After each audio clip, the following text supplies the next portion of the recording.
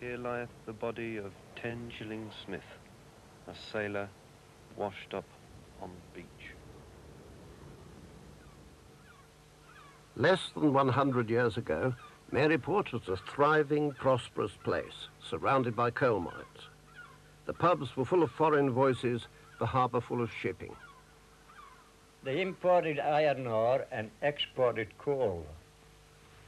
They also imported timber from all around the world. The finest ships in the world was in this port. The hell, they used to build them here. Joe Poland. His first job, he was just a boy, was on a schooner. There was only the mate and the skipper. And they hated one another. And me be the only one. The skipper would say, "Now, Joe, you keep eye on that bloody man. He's after me." And the mate would say to me, "Hey, Joe, you keep eye on that skipper. He'd cut my bloody throat, you know." Well, that meant I was going to get no sleep at all. When were you born? The day Gladstone died, 1898, 19th day of May.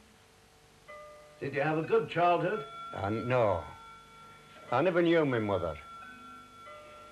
The only thing I remember about my mother was when a woman picked us up and says, "There's your mummy in a big box, Joe." I reckon that woman that picked me up was my aunt. I used to play around the doors, and further along the street there was a sort of a eating, a dirty, rough, old, hard place. A coloured man kept it, a big Negro. And he kept it for these navvies that worked on the dock. They were finishing the dock then. And 12 o'clock they would come there and get a basin of soup for maybe a penny or whatever it was. Well, I would play around that step because there was a nice smell coming out of there and it was warm. And this big nigger used to run after us. "Joe, I catch you," and I with a big knife, you know.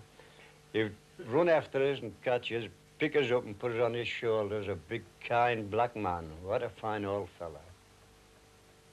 But he'd be dead and gone.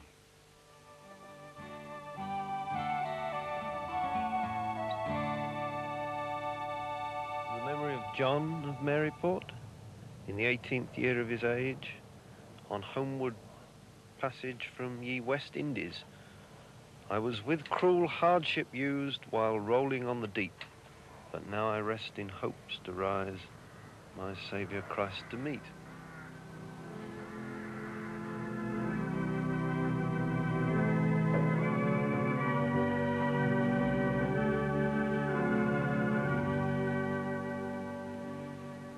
My grandpa was an oarsman, as his father was before.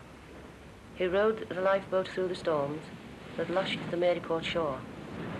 His hands were blistered to the wrists. His voice was faint and hoarse. My grandma nursed him for a week when a storm had run its course.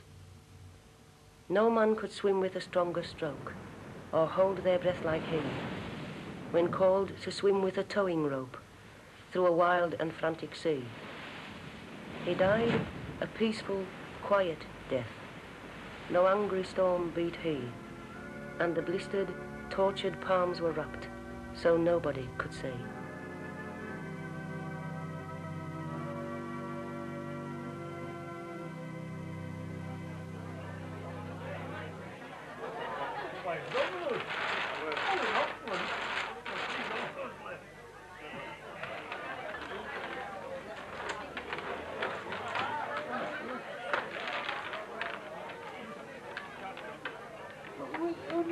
I said you're in.